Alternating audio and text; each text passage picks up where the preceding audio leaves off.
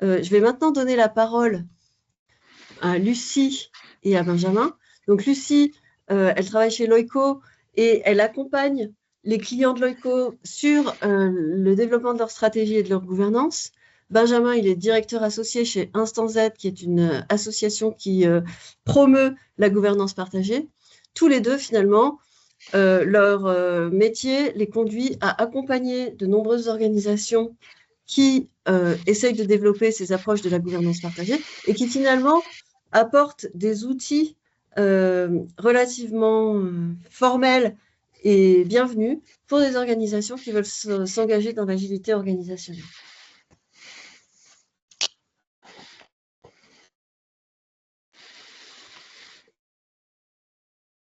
Merci Céline. Merci Céline pour cette introduction. Bonjour à toutes et à tous. Alors moi je croise les doigts pour que mon ordinateur ne me fasse pas de mauvais coups parce que je viens d'avoir une déconnexion et une reconnexion juste maintenant. Donc j'espère que ça va bien jouer.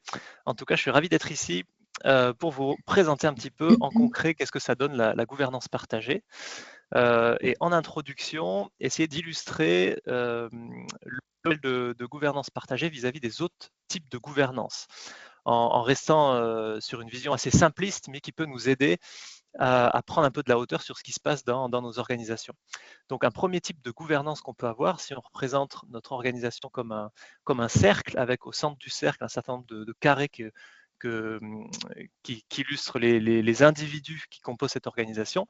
Dans une gouvernance de type pyramidal, eh bien, on aura au centre un gros carré rouge, c'est-à-dire le ou la chef, pour faire en caricaturer un petit peu, la personne vers qui vont se tourner tous les autres pour s'assurer qu'ils vont bien dans la bonne direction, que une fois qu'une tâche est terminée, c'est quoi la prochaine tâche à suivre, etc. C'est vraiment le centre, l'axe central de la roue. Alors, assez souvent, en tout cas les organisations qui viennent demander de l'aide pour travailler sur la gouvernance trouvent deux aspects difficiles dans ce type de gouvernance pyramidale. Le premier, c'est la surcentralisation des tâches sur les épaules des rôles de management. Et puis le deuxième, c'est la déresponsabilisation des personnes qui se disent finalement c'est pas à moi, c'est au chef de traiter ces différents types de situations. Donc, dans un certain nombre de groupes, surtout dans des milieux plutôt alternatifs certaines fois, eh bien, on s'est débarrassé tout simplement de cette casquette de chef. Et c'est là où on obtient les autres types de gouvernance que je vais vous présenter là. Si on enlève tout bêtement cette casquette de chef sans rien faire d'autre, on se retrouve avec un centre vide, comme illustre ce schéma-là. Et pour nous, il y a deux travers qui peuvent émerger. Le premier, c'est celui-là. Ah oui, donc là, j'ai inversé les termes. C'est pas la gouvernance horizontale, c'est la duocratie. C'est le pouvoir aux personnes qui font. On voit que chaque personne ici tire dans une direction qui est un petit peu différente. Et on se retrouve finalement avec de l'éparpillement, du manque de cohérence, puisque c'est moi qui suis dans ce projet, donc je décide comment je fais, mais j'ai rien finalement pour m'assurer que je peux me raccrocher à quelque chose de commun, de collectif. Et donc, on tire dans des directions différentes. Le deuxième écueil qu'il peut y avoir si on envoie juste la casquette de chef par-dessus bord sans rien faire d'autre, c'est celui de la gouvernance horizontale. Donc là, il vous faut inverser les deux termes. Celui où, en fait, avant, je me tournais toujours vers le chef pour m'assurer que j'étais dans la bonne direction. Et aujourd'hui, en gouvernance horizontale, je vais me tourner vers l'ensemble du groupe. Je vais chercher la légitimité vers le groupe plutôt que vers une personne. Et donc, on peut imaginer que ça suscite beaucoup d'inertie et de lenteur dans l'action et dans les prises de décision.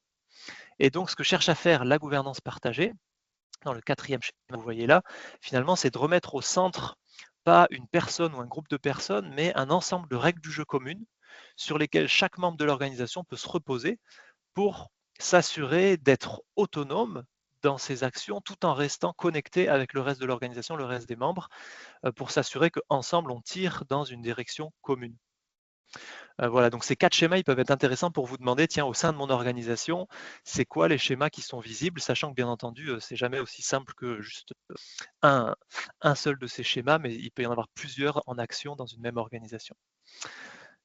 Et du coup, ben voilà, je passe la main à Lucie. Donc en fait, on va s'alterner J'aurais dû présenter ça dès le début. On va s'alterner entre moi qui amène certains inputs un peu plus théoriques ou méta au niveau de la gouvernance partagée, et ensuite Lucie qui va nous illustrer au sein de l'OICO comment ça marche. Et donc la première question au sein de l'OICO, comment marche un petit peu, c'est quoi un ensemble de règles du jeu communes pour illustrer ce schéma numéro 4. Qu'est-ce que vous avez, Lucie? Je te passe la parole. Merci beaucoup, Benjamin. Alors, en effet, donc chez l'OICO, nous, on a mis en place une gouvernance partagée avec un modèle qu'on a développé pour répondre à notre contexte et à nos besoins, qu'on a appelé la loïcocratie. Et puis, comme tu l'as très bien dit, Benjamin, pour que cette gouvernance partagée fonctionne, il est hyper important d'avoir un cadre clair. Ce cadre, on l'a appelé la Constitution. En fait, la Constitution, c'est un ensemble de règles du jeu communes qui a été co-construit et puis qui continue d'évoluer régulièrement en fonction de nos besoins et puis du contexte qui change. C'est notre document de référence qui va remplacer la hiérarchie, on va dire, traditionnelle. Et ce document, il est vraiment central parce qu'il va décrire notre identité, nos valeurs, les principes d'action de cette gouvernance partagée, comment est-ce qu'on prend nos décisions, comment est-ce qu'on fonctionne. Il va aussi décrire notre stratégie et puis notre culture. Et on l'intègre au contrat de travail pour que chacun et chacune sache comment l'organisation fonctionne. Si vous avez envie d'en savoir plus, il est aussi disponible en ligne sur notre site. Donc, vous pouvez le consulter très facilement. On l'a aussi rédigé de manière assez didactique pour que ça reste quelque chose de digeste pour tous les membres de notre organisation qu'on appelle les loïcomates. Et puis, on s'est rendu compte avec le temps qu'on avait besoin aussi de rajouter une annexe à cette constitution qu'on a appelée la jurisprudence. Et cette jurisprudence, elle va centraliser les décisions stratégiques qu'on a besoin de clarifier. Donc, pour typiquement une décision qui va concerner la définition des budgets, on va spécifier la manière dont la décision sera prise, qui porte l'autorité finale et quels rôles seront impactés. Ici, on voit que la coordination finance à l'autorité finale, mais que les rôles impactés vont être les rôles finance et les rôles marketing and sales de toutes nos équipes opérations. Et ça va vraiment permettre de prendre des décisions très éclairées sur des sujets stratégiques ou des sujets complexes ou parfois aussi des sujets plus sensibles. Voilà pour les aspects un peu de structure et de coordination de la loïcocratie. Je te repasse la main, Benjamin. Merci. Donc effectivement, un document de référence pour expliquer, comme dans un jeu de société finalement, c'est quoi nos règles du jeu communes qui décrivent comment notre gouvernance fonctionne. Ça, c'est quelque chose d'intéressant à avoir au sein des organisations. Maintenant, en termes de gouvernance partagée, très concrètement, il y a quoi comme différents outils? J'en ai listé 5 éléments disruptifs ou 5 outils clés pour parler de gouvernance partagée. Je nomme les décisions, le rôle du manager, les rôles opérationnels, la notion d'agilité, alors vu sous un aspect un peu plus superficiel que la Fab Lab a l'habitude d'aller, et puis la notion de hiérarchie. Donc on va revenir sur ces 5 éléments maintenant. Le premier concerne les décisions. Voilà, et ce qui est intéressant de faire en termes de mode de prise de décision, c'est d'être conscient qu'il y en a plusieurs. Il n'y a pas une manière de faire qui serait mieux que toutes les autres et qu'il faudra appliquer tout le temps partout. En tout cas, c'est c'est comme ça qu'on amène cette dimension-là à l'instant Z. L'idée, c'est qu'on peut identifier 5 grands types de prise de décision, depuis l'autoritaire, où c'est une personne qui tranche, point à la ligne, en bas à gauche ici, jusqu'au consensus, où c'est l'ensemble des membres qui sont 100% pour la décision. Eh bien, on peut avoir différents degrés. Et ces degrés, ils vont jouer sur la rapidité de la prise de décision, c'est l'axe horizontal que vous avez sur ce schéma, plus ou moins rapide, et puis l'engagement que ça va susciter chez les membres de l'équipe dans laquelle se prend la décision, un engagement plutôt faible ou plutôt élevé. Donc, on a l'autoritaire qui va vite, mais qui peut susciter peu d'engagement.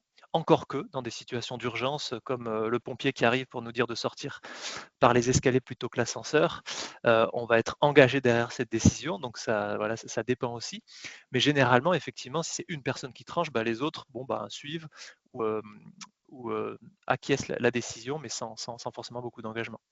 Si on veut un peu plus d'engagement sur l'autoritaire, on peut avoir la consultation, c'est-à-dire je décide seul, mais avant de faire ça, je vais aller questionner, interroger les personnes, par exemple, qui sont directement concernées par la décision et les personnes qui sont compétentes en la matière.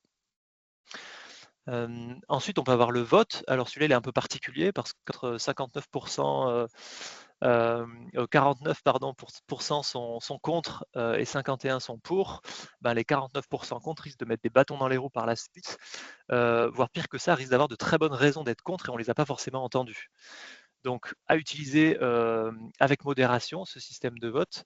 En tout cas, c'est notre conseil à nous. Par contre, il peut être bien utilisé dans des processus d'intelligence collective où on prend de la température, on veut savoir à peu près où se situent les gens dans un ensemble de propositions exposées. Et ensuite, on a dans les décisions collectives le consentement versus consensus. J'ai dit le consensus tout à l'heure, c'est ce que tout le monde est pour. Et la différence avec le consentement, c'est ce que personne n'est contre. Donc on va juste aller vérifier si dans l'équipe, personne ne voit un risque au fait d'aller de l'avant. On ne demande pas s'ils ont des meilleures idées, s'ils aimeraient que ce soit un petit peu différent, plus affiné, etc. On pose juste la question potentiellement du risque et ça va beaucoup plus vite, tout en évitant justement de prendre des décisions qui comportent des risques majeurs. Donc, sans faire plus long, l'idée c'est de se dire, tu peux aller à la suite, qu'il y a un ensemble il y a différents types de prise de décision. Et l'idée, c'est d'identifier, selon la situation, quel est le type de décision le plus adapté. Et si notre organisation, notre équipe est représentée par un arbre, bah, quand on parle des racines de notre équipe, on va prendre le temps d'embarquer les gens, d'affiner notre décision, donc plutôt dans des décisions collectives de type consensus, consentement. Et plus on va vers les feuilles de l'arbre qui représentent l'action, ce qu'on réalise, plus on va distribuer l'autorité, on le verra tout à l'heure à travers les rôles, à des individus. Voilà. Chez vous, les décisions, Lucie, comment ça se passe? Alors, chez nous, quand on rejoint le ICO, parfois on doit réapprendre à décider ou apprendre, suivant d'où on vient. Et puis la première question qu'on se pose, c'est est-ce que mon rôle me confère l'autorité pour prendre cette décision? Donc, dans chacun de nos rôles, on a une liste de responsabilités qui va décrire de manière implicite un périmètre d'autorité et c'est ça qui va nous permettre de nous positionner et de savoir si, oui ou non, on a l'autorité pour prendre une décision. La deuxième question qu'on se pose, c'est quel rôle pourrait être impacté par ma décision? Si on voit que d'autres rôles dans l'organisation peuvent être impactés par une décision, alors à ce moment-là, on va aller consulter les rôles concernés. Et puis, on va avoir une perspective 360 degrés sur la décision et ses implications, ce qui va nous permettre de prendre la meilleure décision pour le collectif.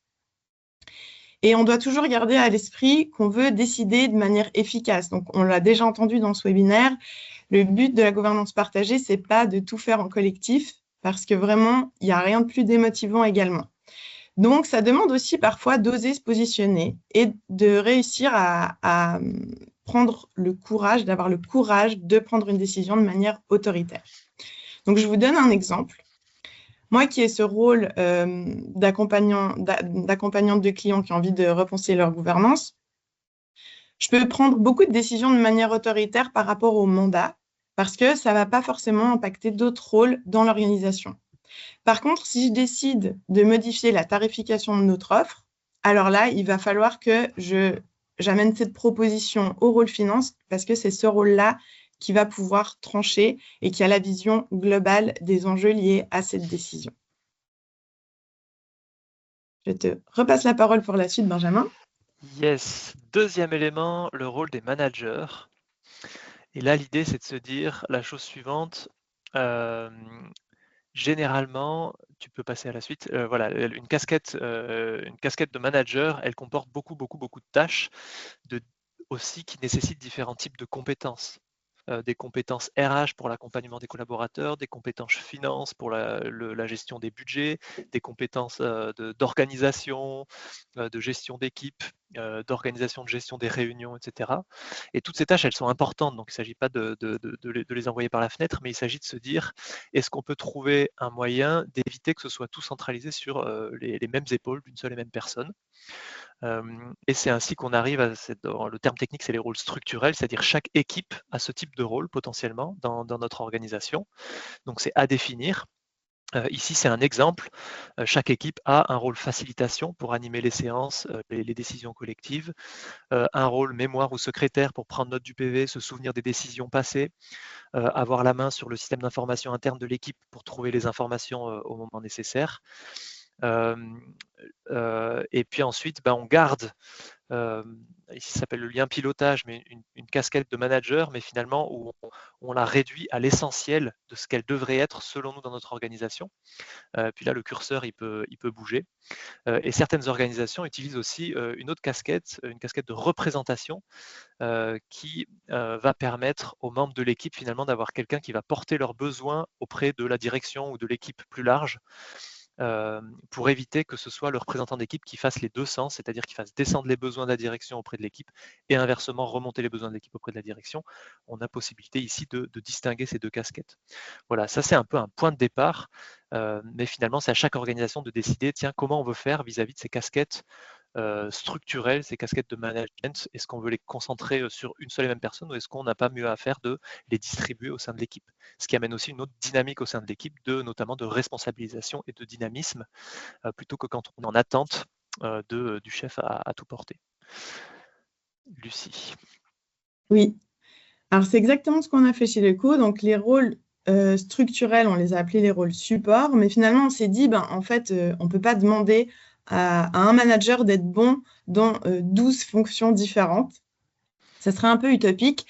Et donc, on a fractionné le rôle du manager dans 12 fonctions qui sont les rôles colorés que vous voyez ici à l'écran. Il y a finance, talent, développement durable, gestion du risque, etc.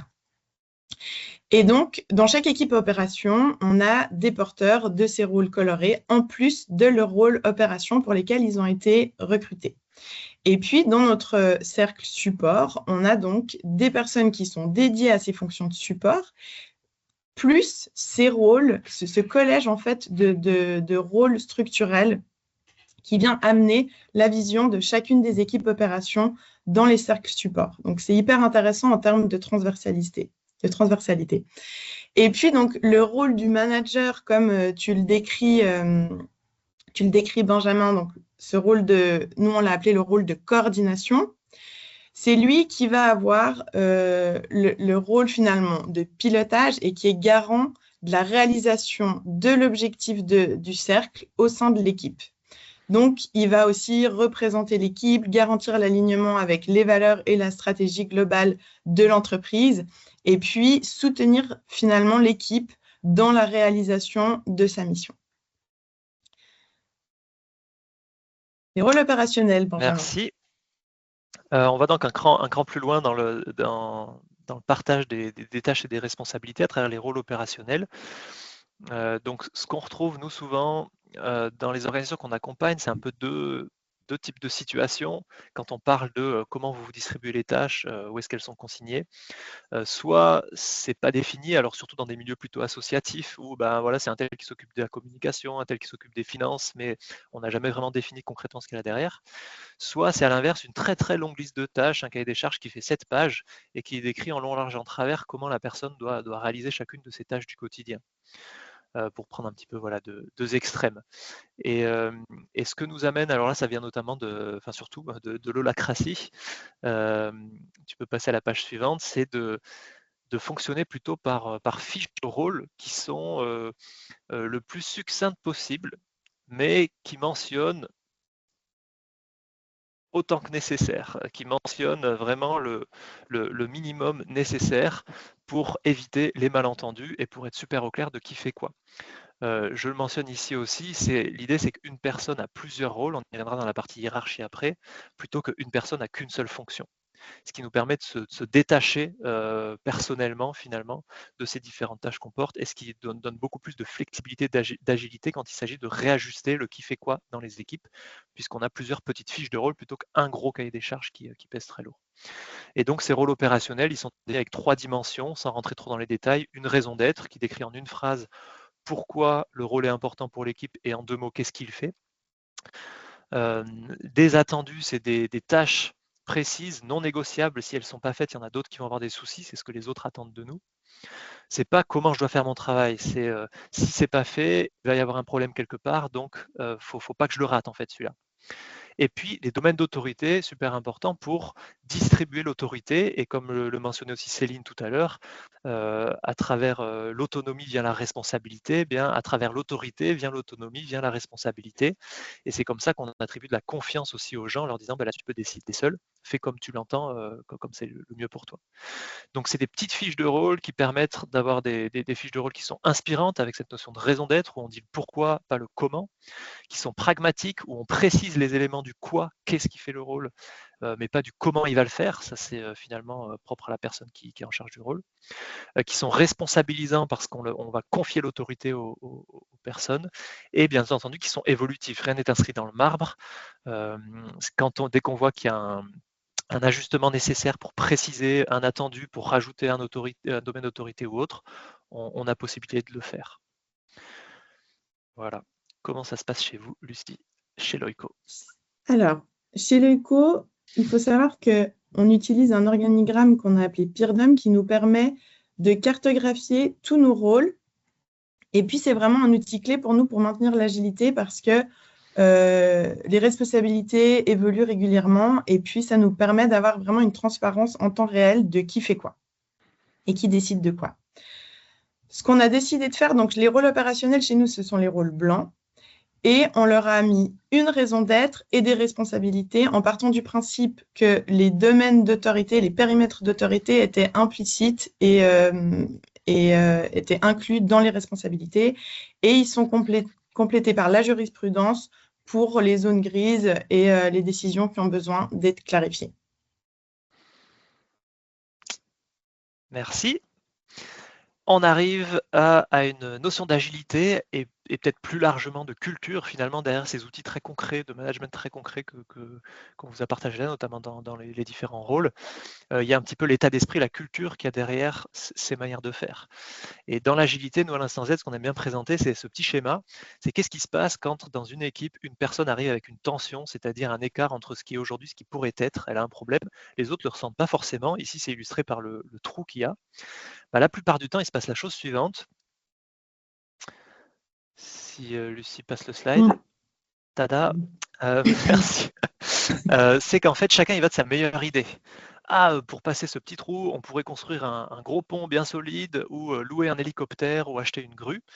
Et c'est ce que je vais appeler le syndrome de la meilleure idée. Alors que bien souvent, ce qui se passe, c'est que la personne qui a ressenti le problème, la tension, elle a déjà une idée de comment on pourrait s'y prendre, le prochain petit pas, la petite planche qu'on pourrait poser pour passer ce trou. Si ça se trouve, ça suffit, puis on n'a pas besoin d'y revenir. Et si ça ne suffit pas, on peut toujours revenir dessus, puis le consolider. Mais si ça suffit, on a gagné tout le temps de la discussion de qu'est-ce qu'on pourrait faire de parfait, d'idéal, de solution idéale. Donc dans cette culture sur lequel nous on utilise le terme d'agilité, c'est cette recherche du prochain petit pas plutôt que de la meilleure idée. C'est ce droit à l'erreur. Dans cette question que j'ai posée tout à l'heure par rapport à la décision par consentement, peut-on prendre le risque d'essayer? Finalement, oui, et puis ça veut dire aussi qu'on peut prendre le risque, ça veut dire que s'il y a un problème, ce ne sera pas un problème majeur qui va nous couler, ce sera un problème sur lequel on pourra rebondir, on pourra apprendre de notre erreur et on pourra aller de l'avant.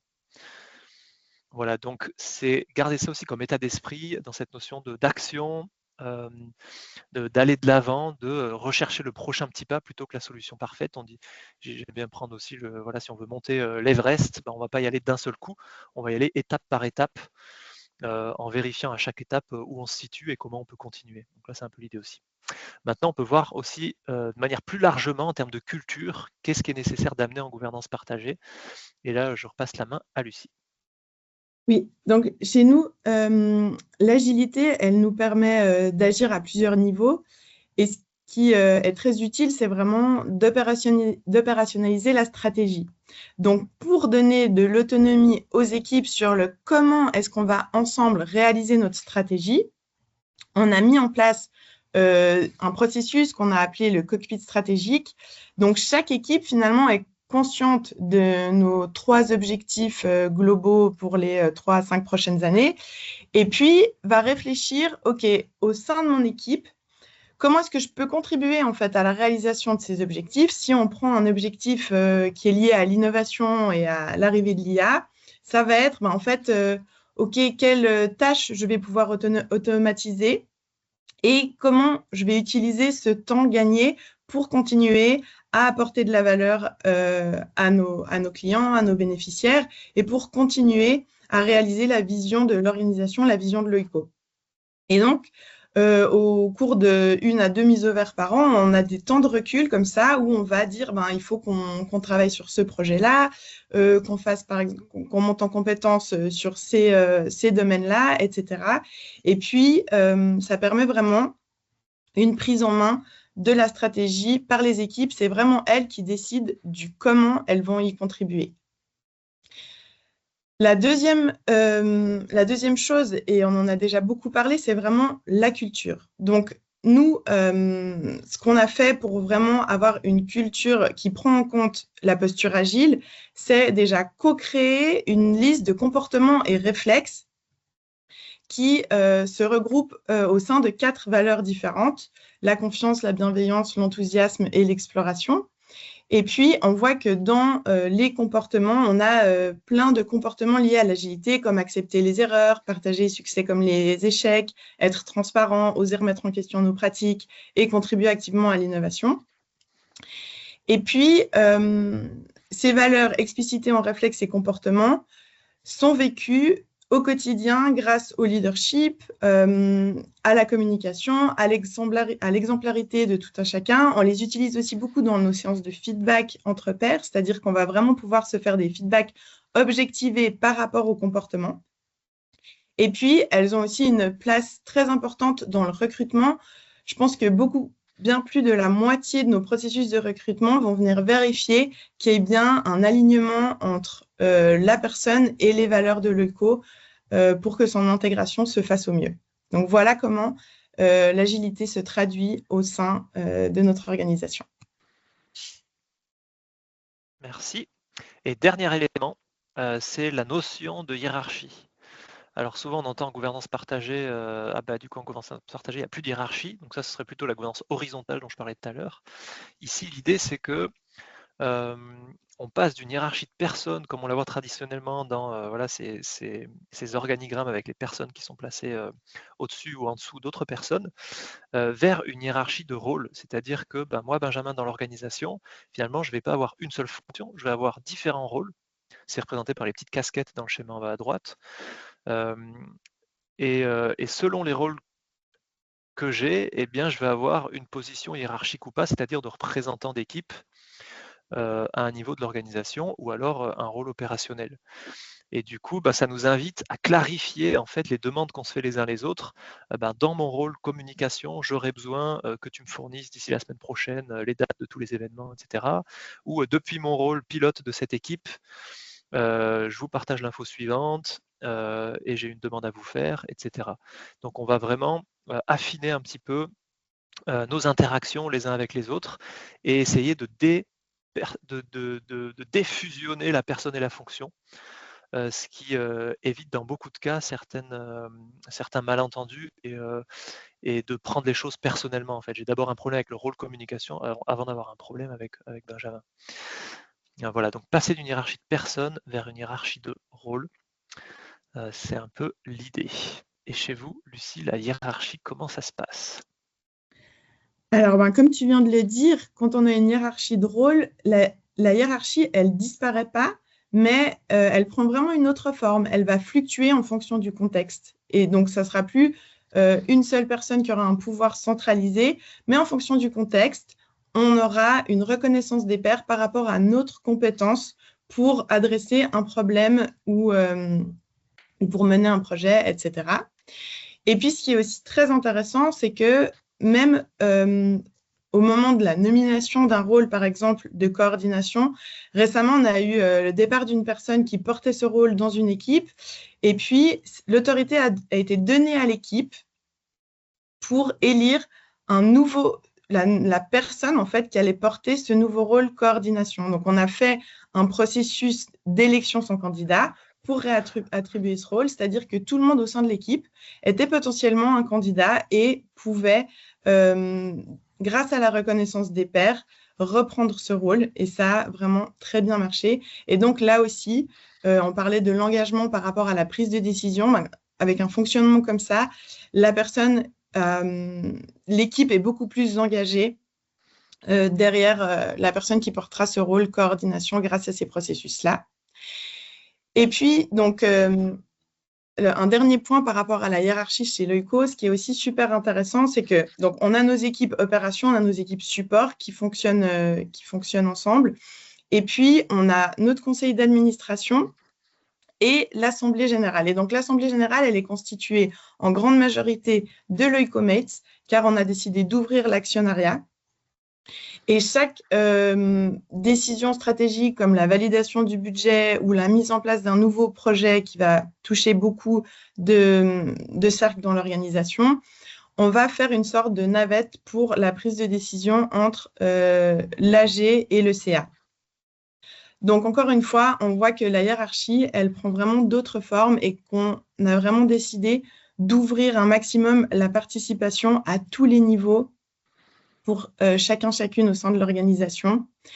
Et ça a aussi permis un partage de la valeur pour tous les Loicomates. Je te donne le mot de la fin, Benjamin. Yes, merci beaucoup. Donc voilà, on est arrivé au bout, on va passer au temps de questions-réponses. Donc voilà un petit résumé un petit peu des 5 points qu'on a abordés.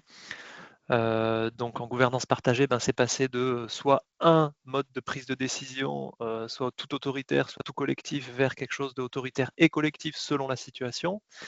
Un système de management soit tout centralisé, soit inexistant, vers un système de management où les tâches du manager sont réparties entre les membres d'équipe. De descriptifs de poste en longue liste de tâches ou inexistants vers des rôles plus petits qui clarifient et spécifient l'autorité qui sont évolutifs.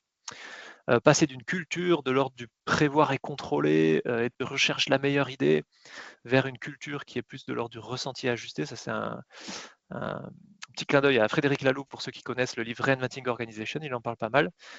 Et donc aller rechercher le prochain petit pas et puis passer d'une hiérarchie de personnes vers une hiérarchie de rôles. Voilà un petit cours en accéléré des éléments clés de la gouvernance partagée. Merci infiniment à Céline, Lucie et Benjamin, vraiment pour cette présentation qui est très structurante, parce qu'on entend tout et n'importe quoi des fois sur l'agilité. Donc là, c'était très structurant et très inspirant en même temps. Donc merci beaucoup.